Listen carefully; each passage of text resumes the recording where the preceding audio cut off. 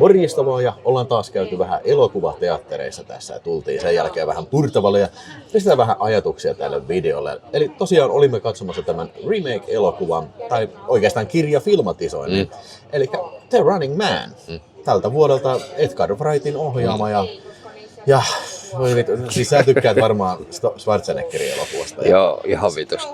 Niin, no ei, siis miksi näitä pitää aina tehdä uudestaan? Siis niin tämä on ihan vitun paska. Niin, meillä on vähän semmoinen ihme putki, että ekaksi tuli tää Predator Badlands ja sitten tämä, että ja ei oikein lähtenyt. Ja vielä Karate Kid.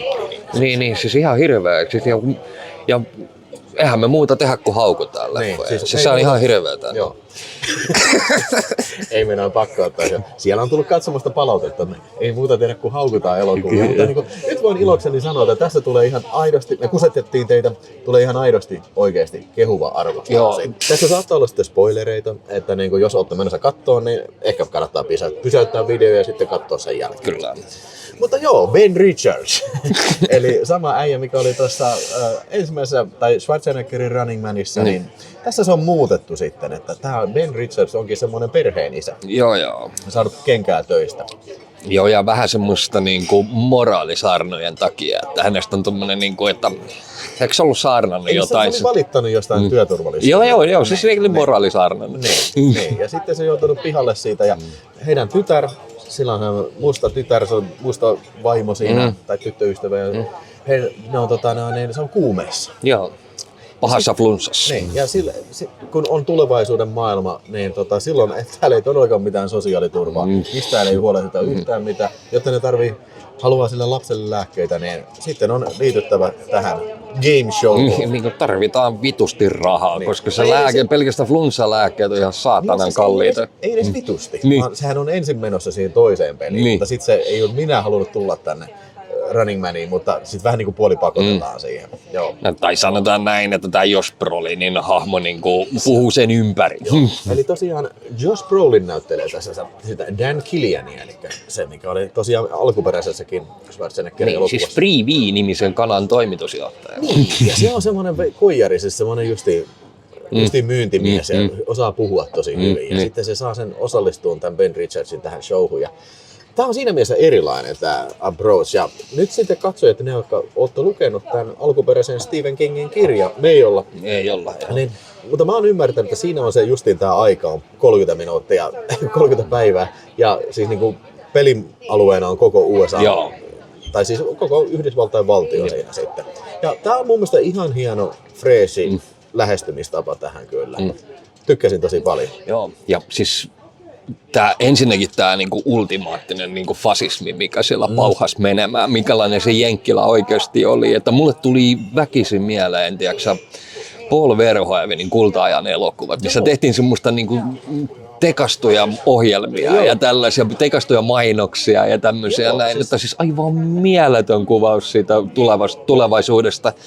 Ja siis se, että miten niinku uskottava se on tehty siitä. Niinku. Siis mun täytyy tietää, että tämä menee ehkä mun suosikki niinku tämmöiseen tulevaisuusdystopia-kuvaukseen, koska se on tosi lähellä niinku nykypäivää. Joo. Ja siis oli mun mielestä hyvällä maulla tehty kaikkea nämä tämmöiset niinku digitaaliset, tai siis tämä voisi olla nykypäivää jo, että tässä ei ollut mitään semmoista kamalan erikoista, tiedätkö, että ei ollut lentäviä autoja. Ei niin. Ainoa mikä siinä oli se, mikä ehkä nykyään voisi olla, siis nämä tämmöiset leijuvat drone-kamerat, mutta kyllä nekin aika lähellä taitaa olla. Kyllä taitaa olla. Ja sitten kun siis tässä oli selvästi tosi paljon CGI:tä, mutta mä en kyllä missään vaiheessa niin kuin jäänyt tuijottaan. Tämä oli siis...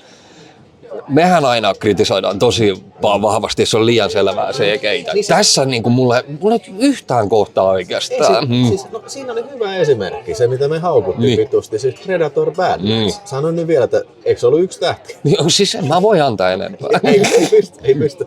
Niin, mutta siinä heti näkyy alussa, kun ne hyppii ne ukot siinä, tiedätkö, että okei, tää on kokonaan tehty CGI, tää luolataistelukohtaus. Ja ne muut, tietysti se on vähän erilainen filmi, se sijoittuu toiselle planeetalle, mutta tässä näki, että siinä on paljon oikeita stuntteja ja oikeita tappeluita ja ei ollut mitään sellaista, että joku lentää niin kuin, tiedätkö, ja tekat helikopteri lentää, joku hyppää sillä, vaan tää oli niin aika lailla niin sidottu todellisuuteen, nämä action-kohtaukset, vaikka oli siellä uskomattomia juttuja kanssa. Oli, mutta siis olihan tämä niin mieletön stuntti-show, siis silleen, ja nämä toimintakohtaukset oli ihan vitu hyviä, ei nyt äkkiseltä tule mieleen.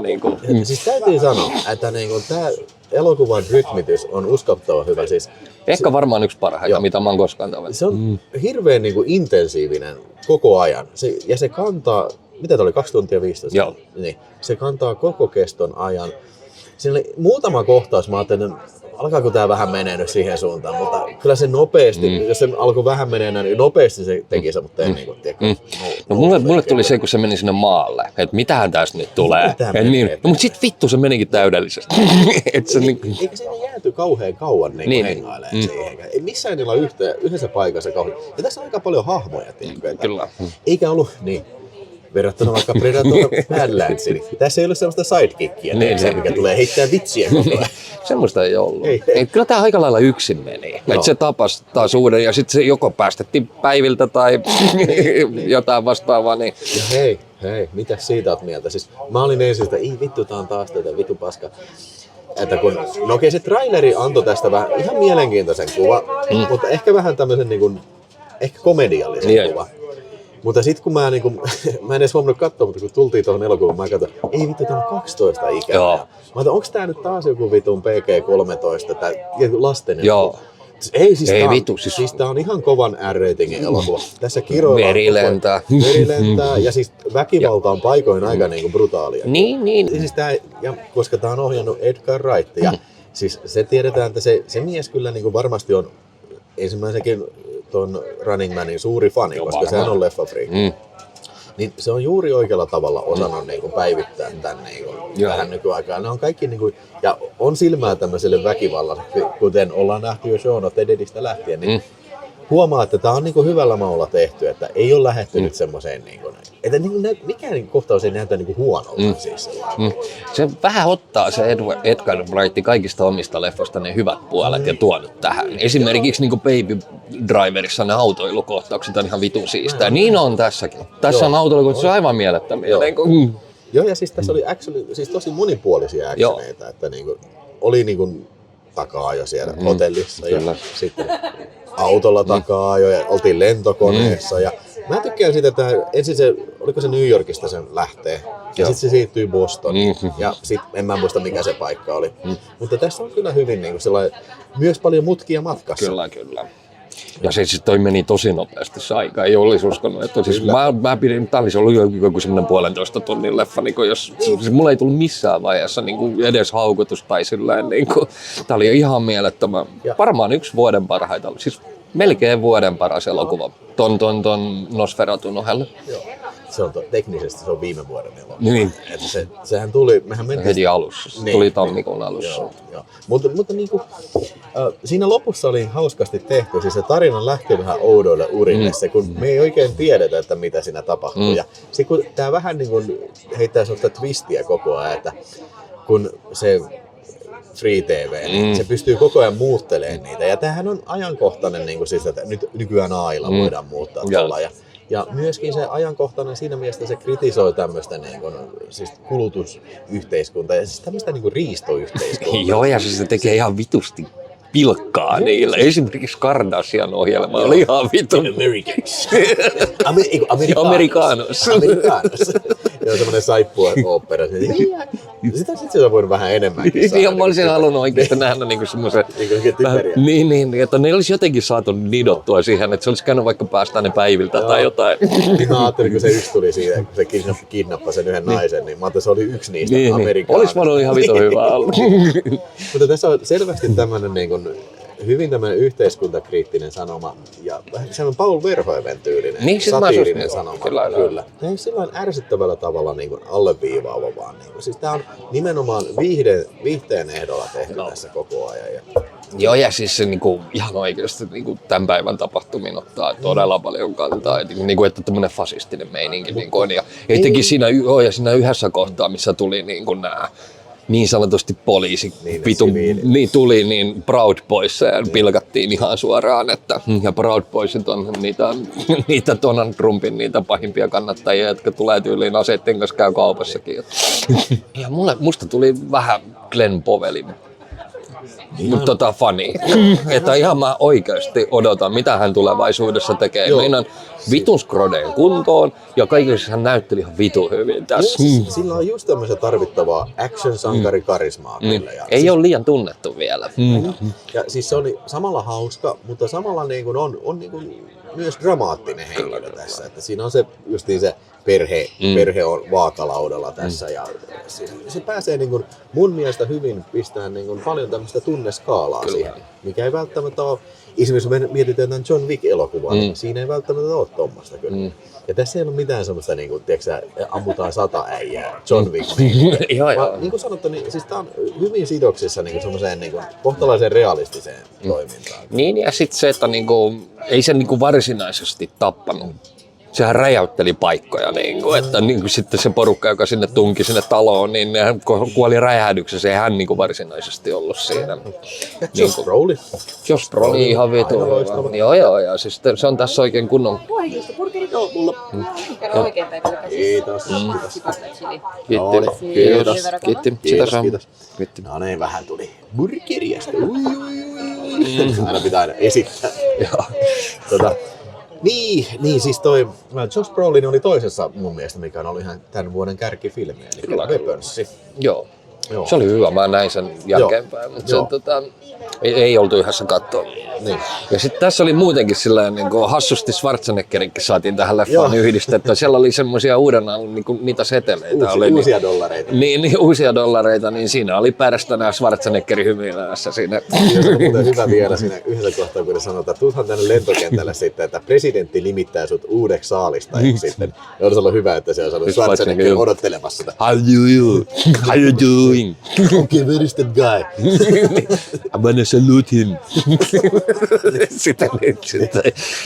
Musiikki. Ihan vito. Ja se Richard Lives. Joo. Se oli niinku se huuto oli jotenkin integroitu hauskasti siihen biisiin. Niin Richard Lives. Joo, mutta sitten yksi vähän miinustakin tulee. Niin kato, kun siinä alkuperäisessä oli sellainen, että oli niinku jääkiekkoilija, oli moottoripyöräilijä, oli moottorisahan kanssa, sitten oli se sähkömies ja sitten oli se lentämä Jim Browni lenteli sillä ihmeen vitun rakettirepulla. Et siinä oli vähän mielinkuvitusta käytetty niissä välivastuksissa. Tässä puuttuu kokonaan tällaiset. Ne oli hyviä nämä äijät. Niin. Ne oli vähän tämmöisiä niin Gestapo-tyyppiä. Joo, ja sitten aina kun ne tappoi jonkun, niin ne meni kameran eteen poseeraan.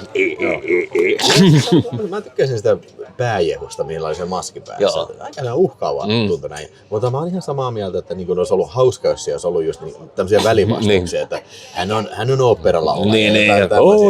Mutta niin kuin siellä, jos on katsomista lukenut sen Kingin alkuperäisen kirjoituksen, tai kirjan, se oli Richard Bachman nimellä kirjoitettu, niin kertokaa, miten ne on kuvattu ne saalistajat siinä? Mä veikkaan, että tää tulee kanssa sitä kirjasta, että ne on niinku yhdenlaista porukkaa, eikä mitään sähkömies, oopperamies, moottorisahamies. Joo. Ja tiedätkö, mikä mä olisin kaivannut vähän kanssa? Mä olisin toivonut, kun tää on Edgar Wrightin elokuva, niin olisi ollut Simon Pegg, tai sitten se Nick Frost, jos on ollut vaikka se taustalla. Niin, olisi kyllä saanut piilottaa ne sinne. Mutta voi olla, että ne on siinä katsomassa, eikä mä voi huomatta. Niin. Mutta mitä täytyy nyt sanoa, niin Edgar Wright, niin helvetti, se on tällä hetkellä mun mielestä yksi parhaita, Refnin ohella parhaita ohjaajia. Se on niinku, että siis mä todella mielenkiinnolla odotan, mitä hänen jatkoon niinku.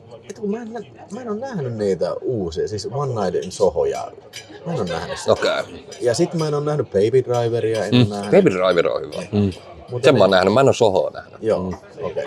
Mutta siis Shaun of the Dead ja siis Cornetto-trilogia on aina se, mikä mulle tulee ekana mieleen. Ja kyllä tästä lähtien tääkin tulee ekana mieleen. Pitäisikö katsoa se Scott Pilgrim Against the World? Se on kuulemma vähän semmoinen erikoisempi. No ihan mielenkiintoinen, kun mä sanon, että Edgar Wright ei ole kauheasti paskaa tehnyt. Että mä niinku ihan mielenkiinnolla oikeasti, ja mä toivon pelkkää hyvää äijälle, että oikeasti me tarvitaan tämän kaltaisia ohjaajia, jotka rikkoo rajoja. Että... Joo, ja sitten tuntuu, että niinku monesti musta tuntuu, että mitenköhän ne on saanut tehtyä tämmöisen elokuvan niin kuin nykypäivänä. Tiedätkö, tää niinku, justiin tää on aika tämmönen niin kuin, semmoinen fuck you. Niin kuin, Joo, siis fuck you. Tää vittua niin kuin koko ajan joka suuntaan. Niin kuin, ja siis se oli musta hienoa nähdä. Niin, ja ison budjetin elokuva, $110 miljoonaa. Että niin kuin, Vittu, vuoden alussa kiroiltiin sitä just, että pelkkiä remakeja tulossa tänä vuonna ja miten vittu kävi. Tämän vuoden paras elokuva sattui sitten olemaan remake. Joo. Okay. Nyt tulee varmaan pyhä hävästys, mutta mä voin... Yleensähän on semmonen, tiiäksä, sulla on semmonen... Sä oot nähnyt hyvän leffan elokuvateatterissa, sulla on semmonen fiilis, että tää oli kova. Mutta mä oon ihan varma, että niinku kaiken tän hälvettyäkin, niin kyllä mä sanon, että tää oli parempi kuin Schwarzenegger. Helposti. Origin. Ihan helposti. Vaikka mä tykkään, älkää alkaa kun vittuille, mä tykkään siitäkin tosi paljon, mutta niinku...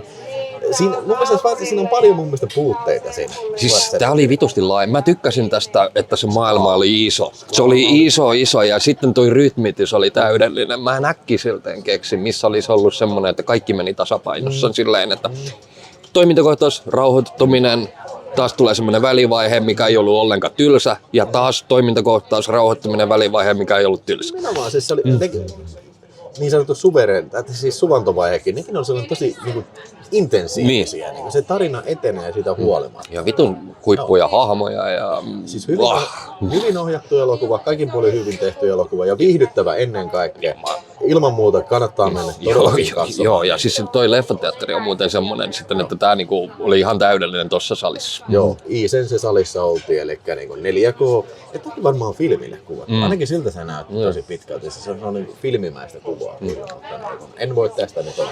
Joo, ja aivan varmasti hommaan sen itselleni hyllyyn. Mutta tiedätkö mikä oli kaikista jännintä tässä? Tää jätti vähän silleen, että mahtaakohan joku tarttua siihen, että tähän tehdään jatkoa siitä. Niin, okei, ei tää ollut silloin mun mielestä sillä lailla cliffhanger, että ärsyttävällä tavalla. Että mä vähän pelkäsin yhdessä kohtaa, että okei, kohta tulee loppu, se jää kaikki niin kuin auki. Mutta ei jäänyt. Siis kyllä tässä selvitettiin kaikki, mutta mä mielellään voisin katsoa Running Man 2 kyllä, että joku peli jatkuu taas. Niin, saa nähdä. Saa nähdä, että se jätettiin sen verran, että saa itse katsoa ja päättää, miten se jatkuu. Jees, kyllä, että mä annan ihan helpot 4 tähteä. Mä annan helpot 4,5 tähteä. Ehkä mäkin annan 4,5 sitten kyllä. Ja ilman mitään kysettäkään, niin kyllä vuoden paras. Vuoden paras. Mitä ei siis. Mutta niin kuin, voi olla, että joku oli parempi, mitä meillä on nähty, mutta niin kuin, hei, siis tää on tässä ja ehdottomasti vielä kerran lämmin mahdollisin suositus kyllä, että niin kuin, menkää katsomaan, kun kerrankin on hyvää vanhan ajan action-elokuvaa tarjolla kyllä, vai mitä? Kyllä, ja se, käykää, siis tää leffa, jos joku ansaitsee sen, että se pitää leffoissa käydä katsoa, koska mä oon ihan varma, että siitä lähtee jotain sitten, kun sä katsot sitä ihan himassa. Niin. Mutta sekin, että meidän lisäksi taisi olla joku ehkä 30 katsojaa. Ei ollut edes niin kuin 1/5. Niin, maksimi 50 henkeä oli tuo isossa salissa, mikä vetää 500. Hei, nyt ihan oikeasti. Käykää nyt vittu kannattamassa hyviä elokuvia. Että kerrankin kehuttiin filmiä. Niin, kyllä. Niin, mutta nyt hei, aletaan syömään. Kiitoksia katsolusta. Kirjoita tuohon alle sinun mielipiteesi tästä elokuvasta. Me odotamme niitä sitten. Se on seuraava videosta. Moro! Moro!